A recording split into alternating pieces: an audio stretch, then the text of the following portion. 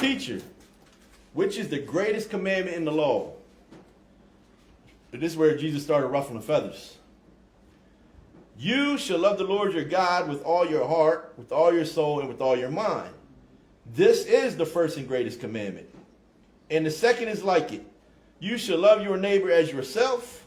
On these two commandments hang all the law and the prophets. So guess what? You ain't got to be a theologian. You ain't got to be a scholar. All you got to know is you're supposed to love God and you're supposed to love your neighbor. That's the simplest gospel that I could think of. Because if I love God, I want to please God.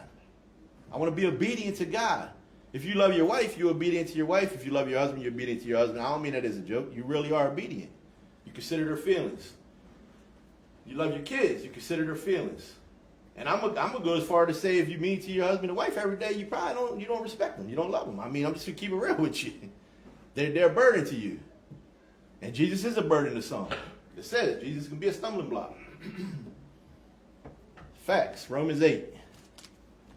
So let's hang the law up. I'm thinking of Colossians also. Can you read it? Colossians 2:20-23. I have New King James. Therefore, if you died with Christ from the basic principles of the world, why, as though living in the world, do you subject yourselves to regulations? Do not touch, do not taste, do not handle, which all concern things which perish with the using, according to the commandments and doctrines of men.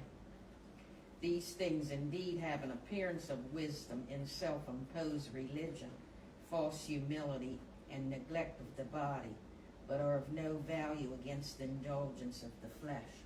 No value. Watch this. This is just something that just popped in my brain. Watch this. I'm going to walk up to the stove while it's hot and put my hand on it.